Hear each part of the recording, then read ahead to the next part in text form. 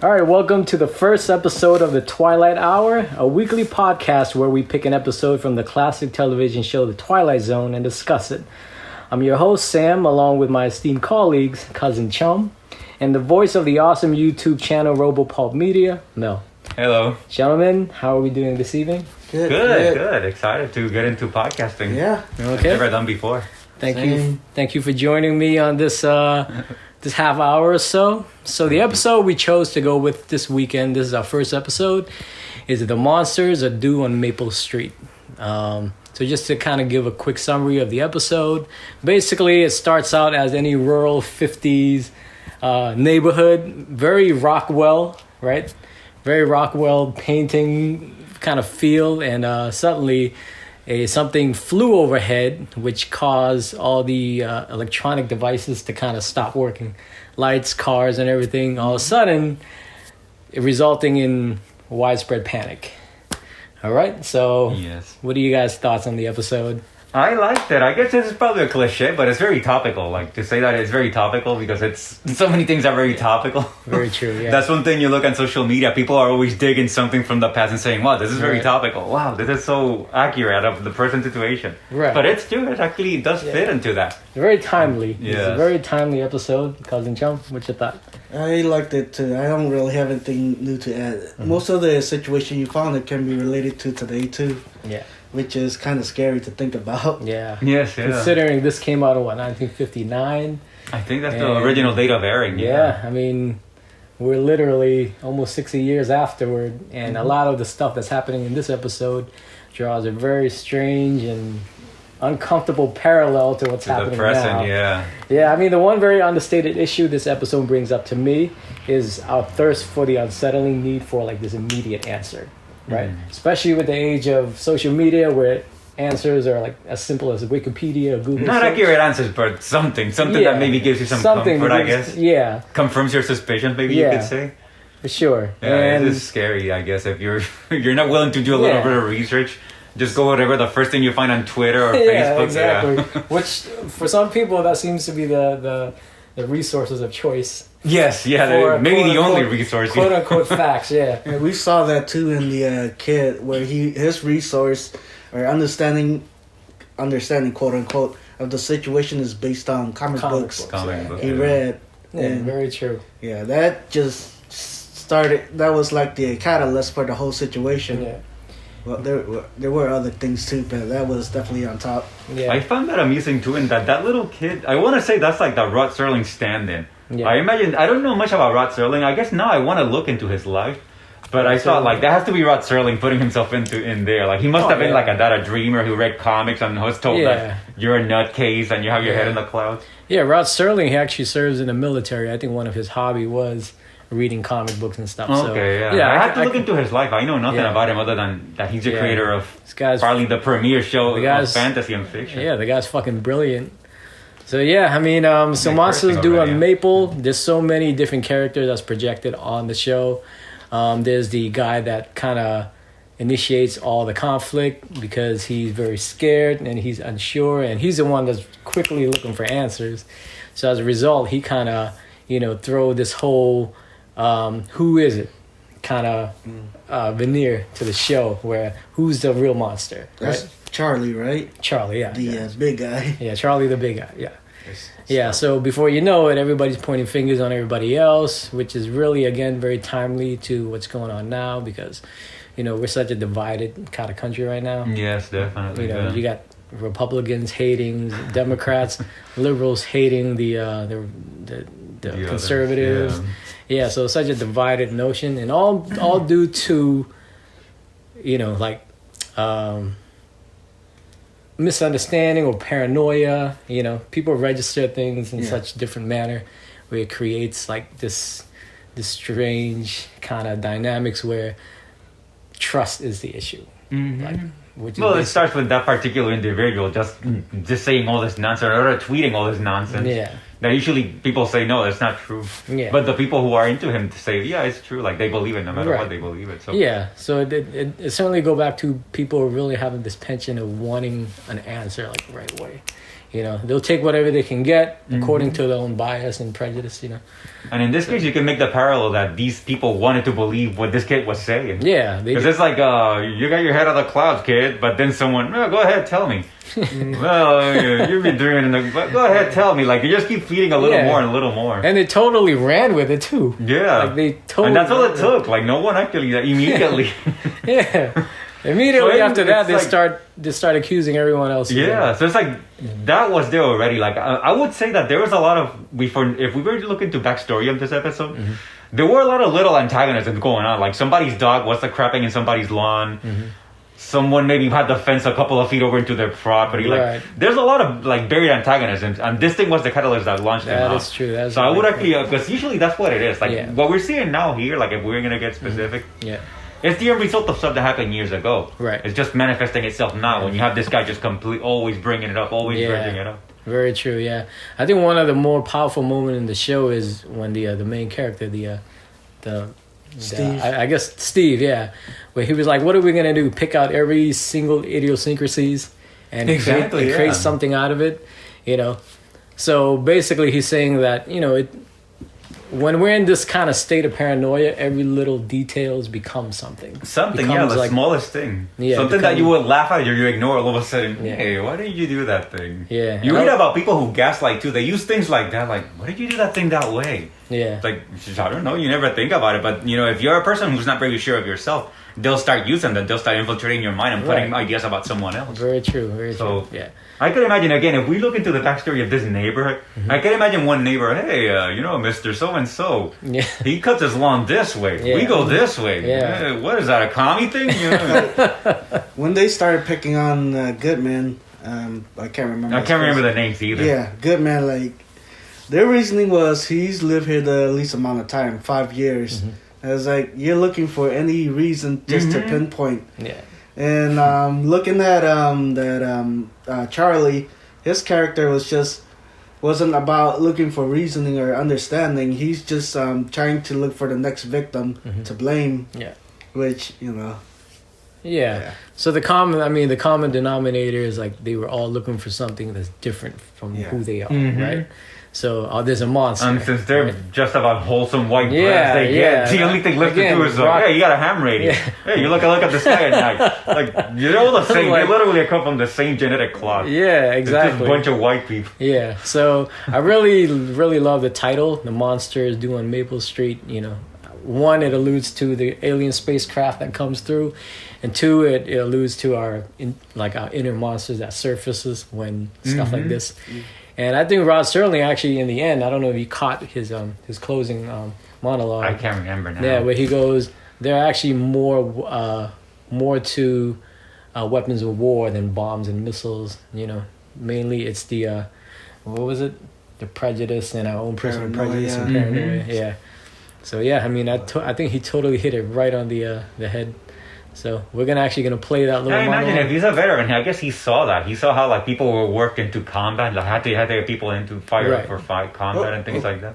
Right. Exactly. I actually didn't know that, but I could see maybe he saw that firsthand. Yeah. I would imagine. Yeah, I'm gonna read into him because I'm assuming his experiences illustrated what he did. Influenced what he did. I've listened to a lot of his lectures when he does do like interviews and things. Oh man, that guy has lots of insights. Everything he does there's a inner idea of it, like he actually did this one analogy where the way he writes character, he wants to make sure everybody can relate to its most common denominator. So when they're talking, and then he was using this analogy where Indian and cowboy movies, a lot of people don't really relate to that. That's why he doesn't do a lot of fantasy style in Twilight Zone. So he does something like this, where it's very contained in a little neighborhood. So which one would you be more affected if a cowboy stealing Indian land, or if somebody put trash in your yard? I guess that one, the one in your yard, because that's more relatable. It's much more intimate. So interesting, Indians, and that's another thing too. That's another thing in the country right now. The native, the indigenous people. Yeah, basically you're violating somebody's land, but not everybody is cowboys chasing after Indians, but we have experience where people shovel snow, put into our yard, or throw trash into our yard or what have you. Yeah, so that's why I really love his concept, like his idea behind a lot of his stories. And that again, it takes such a little thing too. All it Yeah. takes is one little incident like that to just trigger major trouble. Yeah, exactly. And he's a master of creating these texture where characters' personality plays into the overall plot of it. Right? So Yeah. so we're gonna play a little bit of the last monologue of Rod Serling, and this pretty much to me sums it up. Oh, Yeah. okay. Thoughts, attitudes, prejudices. Rewind it a To little be bit. found only. There we go. Yeah, I think it totally closes out the messages. Their world is full of maple streets. And we'll go from one to the other and let them destroy themselves. One to the other. One to the other. One to the other. It's kind of a cool little rambling bill. Yeah, The tools They withdrew and they're still climbing up the necessarily stairs. come with bombs and explosions and fallout. There are weapons that are simply thoughts, attitudes, prejudices, to be found only in the minds of men. For the record, prejudices can kill, and suspicion can destroy. And a thoughtless, frightened search for a scapegoat has a fallout all of its own. For the children, and the children yet unborn. yeah, And man. the pity of it is that these things cannot be confined to the Twilight Zone. Yeah. Oh, man, that's so timely. I know, Everything yeah. he says is pretty. You wish you could just keep it in that show, but no, it's Yeah. all around us. Yeah. Yeah, and that's the sad part. Is like it's such a not a dormant, like a rampant thing in society nowadays. Yeah. So, any closing thoughts on the episode, guys? It's good. Any It's more a really good discussion points? episode, and again, timely. Yeah, Very timely. Yeah, Yeah. for sure. You wish, I guess, like he says, you wish it was just happening here on the Twilight Zone only. Yeah. It wasn't happening, in our streets, in our neighbors. Yeah. But I don't know. Maybe we're in the middle of a fever dream, and it has to get worse before it gets better. It has to kind of reach a peak, and then it burns out. Right. So we'll see. I remain optimistic in spite of everything. Yeah. Yeah. I mean, the fact that the idea was way back then too. It's crazy how very little has changed in terms of our own. This episode, you said it's Monsters. 1959, so 59 or 60. So I'm assuming this is coming right after the Red Scare when you had that senator, Yeah. Senator Goldwater, Yeah, Goldwater, who was making that statement that he had the names of X amount of The communists, Russians, yeah. and he kept changing the number and got into the hundreds. Yeah. So you had the equivalent of Trump back then.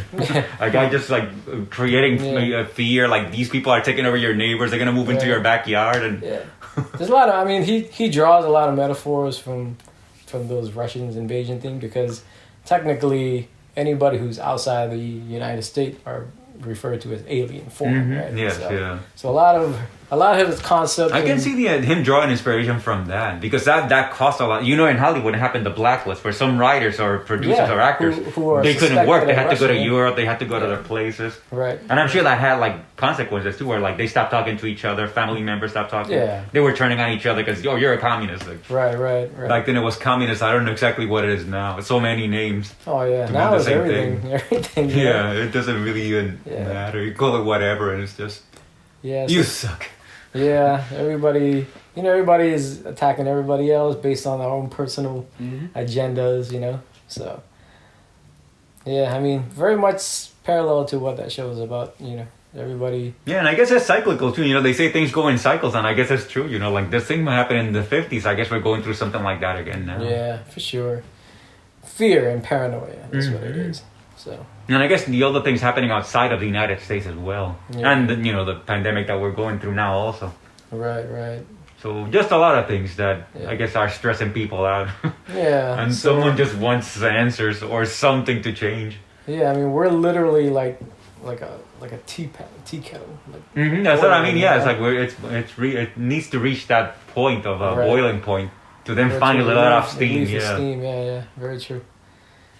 Cousin Chum? Nah, I have nothing else to add. You guys already pretty much nailed it. So what do you think of the story in general?